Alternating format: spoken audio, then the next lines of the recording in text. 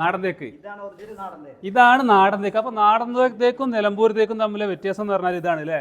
രാത്രിയും പകലും പോലെ. അത് നല്ല നിങ്ങളുടെ അഭിപ്രായത്തില് അതിന് സാറ് ആ കാണുന്ന മുന്നത്തെ വാതിൽക്കായിട്ടുള്ള നിലമ്പൂർ തേക്കാണ്. അതിന്റെ ആ കനമ്പിന്റെ ആ ഒരു ഡിസൈൻ കുറച്ച് വലുതായിരിക്കും. അപ്പൊ ഇതിന്റെ ഗ്രെയിൻസ് ഉണ്ടല്ലോ ചെറിയ രീതിയിലുള്ളതായിരിക്കും അല്ലേ? അപ്പൊ ഇതാണ് നാടൻ തേക്കും നിലമ്പൂർ തേക്കും തമ്മിലുള്ള വ്യത്യാസം. നിലമ്പൂർ തേക്കിന് കുറച്ച് ഗ്രെയിൻസ് കുറച്ച് വലുതായിരിക്കും. അതിന്റെ ആ ഒരു ചിത്രപ്പണി. ഇത് ചെറിയ രീതിയിലുള്ള ഗ്രെയിൻസ്, ഒരു ചെറിയൊരു വെള്ള കളർ അല്ലേ? പക്ഷേ നിലമ്പൂർ തേക്കിന് വില കൂടുതലാണല്ലോ.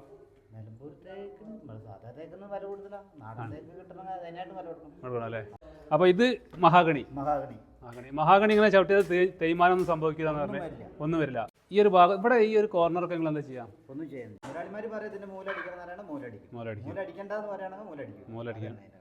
ഇവിടെ ഇങ്ങനെ ഒരു ലാൻഡിങ്, ഇവിടെ ഒരു ലാൻഡിങ് വരും. 2 സ്റ്റെപ്പ് കയറിയിട്ട് ഒരു ലാൻഡിങ്, ഇവിടെ ഒരു ലാൻഡിങ് കൂടി വരുന്നുണ്ട്. അത് കഴിഞ്ഞിട്ട് ഇതാ ഇവിടെ ഒരു ചെറിയൊരു ബാൽക്കണി കേട്ടോ. മുകളിലൊരു ബെഡ്റൂമാണ് വരുന്നത്. അപ്പം അതിൻ്റെ ഒരു ബാൽക്കണിയൊക്കെ ഇവിടെ ഇങ്ങനെ നിന്ന് താഴത്തേക്ക് കാണാൻ പറ്റും. ഇവിടെ ഒരു വേറെ ചെറിയൊരു സെറ്റപ്പ് ഇവിടെ വരുന്നത് എന്താ പറയുക, ഈ മുന്നിലേക്ക് കാണാൻ വേണ്ടിയിട്ട് ഒരു ബാൽക്കണി ഉണ്ട്. അപ്പോൾ ഇതാണ് ഇതിൻ്റെ ഭംഗി. ഈ ഒരു തേക്കിൻ്റെ ഗ്രെയിൻസ് അടിപൊളി കേട്ടോ. ഇതാണ് നാടൻ തേക്കിൻ്റെ ഗ്രെയിൻസ് എന്ന് പറയുന്നത്. ഈ ഒരു രീതിയിലുണ്ടാവുക.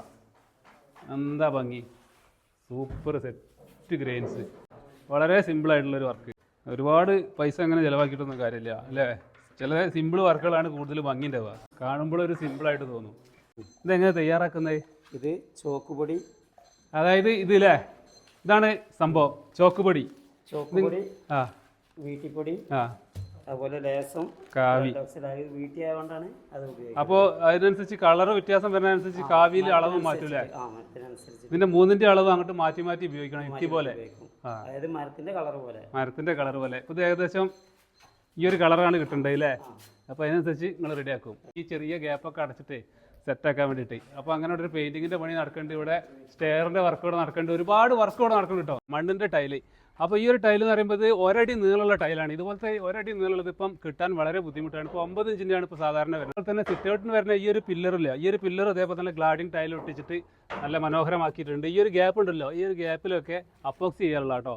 ഇത് അപ്പോക്സി ചെയ്യാതെയും വെക്കാം. നമ്മൾ അവിടെ നേരത്തെ കണ്ട ആൾ അപ്പോക്സി ചെയ്യാതെ അതേപോലെ നിലനിർത്താറുള്ളതാണ്. ഇവിടെ അപ്പോക്സി ചെയ്യാറാണ്. അതിന് ശേഷം ഇതിൽ ക്ലിയർ അടിക്കും കേട്ടോ. വാട്ടർ ബേസ്ഡ് ആയിട്ടുള്ള ക്ലിയർ ആണ് അടിക്കുന്നത്. നമ്മളെ സ്റ്റോൺ ലാക്ക് പോലത്തെ, നമ്മൾ സ്റ്റോൺ ലാക്ക് ഒക്കെ അടിച്ചു കഴിഞ്ഞാൽ ഇതേ കളർ തന്നെ കിട്ടും. ഈ ഒരു മണ്ണിൻ്റെ ഇതേ കളർ തന്നെ കിട്ടുന്ന രീതിയിലുള്ള ക്ലിയറാണ് ഇതിനൊക്കെ അടിക്കാൻ പോകുന്നത് കേട്ടോ. അപ്പോൾ നാച്ചുറലായിട്ടുള്ളൊരു ലുക്ക് തോന്നിക്കാൻ വേണ്ടിയിട്ടാണ് വീടിന് ഇതുപോലത്തെ ഗ്ലാഡിങ് ടൈലൊക്കെ ഒട്ടിക്കുന്നത്. നമ്മളെ ചെങ്കല്ലിൻ്റെ ടൈലുണ്ട്, ചെങ്കല്ലിൻ്റെ ടൈലും വ്യാപകമായിട്ട് ചെയ്യണതാണ്. അതുപോലെ തന്നെ ഇപ്പോൾ നല്ല ട്രെൻഡിങ് ആയിട്ട് വരുന്നത് ഈ ഒരു മണ്ണിൻ്റെ ഇതുപോലെ തന്നെ ചെറിയ സൈസ് വരുന്ന ഈ ടെറാക്കോട്ട ടൈലാണ്. അപ്പോൾ ഈ ഒരു പുറകുവശത്തെ ഈ ഒരു ഡോർ ഉണ്ടല്ലോ, തുറക്കണ സമയത്ത് ഇങ്ങനെ പോരില്ല, ഒരു കൺട്രോൾ ഇല്ല അല്ലേ? അപ്പോൾ ഇവിടെ ഒരു സ്റ്റോപ്പർ വേണം. സ്റ്റോപ്പർ ഒന്നിക്കിൽ ഇവിടെ ഇങ്ങനെ ഒരു സ്റ്റോപ്പർ വെച്ച് കൊടുക്കാം. അതല്ലാന്നുണ്ടെങ്കിൽ നമുക്ക് ശരിക്കും വേണ്ടത് ഇതിന് ഫ്രെയിം, ഇത് 2:1 ഇത് 3:1. അതായത് ഇത് 2:1 വരുന്ന ഈ ഒരു വാതിലിന് 3ന്റെ ഫ്രെയിം വേണം. എന്നിട്ട് അതിനൊരു ഉള്ളിൽ ഇവിടെ ഒരു ഇഞ്ചിന്റെ ബീഡിങ് വേണം. അപ്പൊ ഈ ഒരു വാതിൽ ഇങ്ങനെ തുറക്കുന്ന സമയത്ത് അതിൽ മുട്ടി നിൽക്കും. ഈ ഒരു ഗ്യാപ്പ് ഉണ്ടാവില്ല. ജന്തുക്കളൊന്നും പോവില്ല. അപ്പോ ഇത് അങ്ങനെയാണ് വേണ്ടത്. ഇതിപ്പോ അവിടെ അങ്ങനെ പറ്റിപ്പോയില്ലേ? ടീം ചെയ്താണ്, ഞങ്ങൾ ജസ്റ്റ് കണ്ടപ്പോ. ഇതിന്റെ വേറൊരു പ്രശ്നം എന്താ വെച്ചാലേ, ഈ ഒരു ഇങ്ങനെ സ്പീഡിൽ വന്ന് അടണ സമയത്ത് ഈ ഇഞ്ചസ് കേട്ടില്ലേ? ഇവിടെ ടൈലൊക്കെ ഇട്ട് കഴിഞ്ഞാണ്. പിന്നെ പൊട്ടി കഴിഞ്ഞാൽ വെല്ല് ചെയ്യാൻ ഒരു മാർഗമില്ല. ടൈലിനും കേടുണ്ടാവും അല്ലേ? ടൈലിനും ചുമരിനും ഒക്കെ കേടാണ്. ഇങ്ങനെ എപ്പോഴും അടണ സമയത്ത് ഇവിടെ വന്നിട്ട് മുട്ടി നിൽക്കണം. ചെറിയൊരു ടിപ്പ് പറഞ്ഞാട്ടോ. അപ്പൊ എല്ലാവരും അങ്ങനെ ചെയ്യാം. നിങ്ങളുടെ പേരെന്ന് പറഞ്ഞാൽ? സുധീഷ്. സാധാരണ നമ്മൾ വൈറ്റ് ഗ്ലോസി കളറിൽ ഉണ്ടാക്കാറുള്ളത്. അപ്പോൾ ഇവിടെ നമ്മൾ കുറച്ച് ഡാർക്കായിട്ട് ഒരു ഗ്രേ കളറിൽ ഈ ഒരു ടൈലിനോട് ചേരുന്ന രീതിയിലുള്ള ഒരു കളറാണ് നമ്മൾക്ക് ഈ ഒരു കൊട്ടത്തളത്തിന് കിട്ടിയിട്ടുള്ളത്. നല്ലൊരു ഒരു ബ്ലാക്ക് ഗ്രേ കളർന്ന ഇത് സിമെന്റിൽ ചെയ്താട്ടോ. സിമെന്റും URPയും കൂടി ചേർത്ത് ചെയ്ത സമയത്ത് ഈ ഒരു കളറിൽ ഞങ്ങൾക്ക് നല്ല രീതിയിൽ തന്നെ കിട്ടിയിട്ടുണ്ട്. നല്ലൊരു ഭംഗി തന്നെ കിട്ടിയിട്ടുണ്ട്. അപ്പോൾ അതോടുകൂടി ഞങ്ങൾ ഇവിടെ ഒരു റാക്കും ചെയ്തിട്ടുണ്ട് കേട്ടോ. കമ്പിയൊക്കെ പലകടിച്ച് കമ്പിയൊക്കെ ഇട്ട് കോൺക്രീറ്റ് ചെയ്തിട്ട് ഇവിടെ പാത്രം കഴുകാൻ വേണ്ടിയിട്ടുള്ള ഒരു കൊട്ടത്തളം.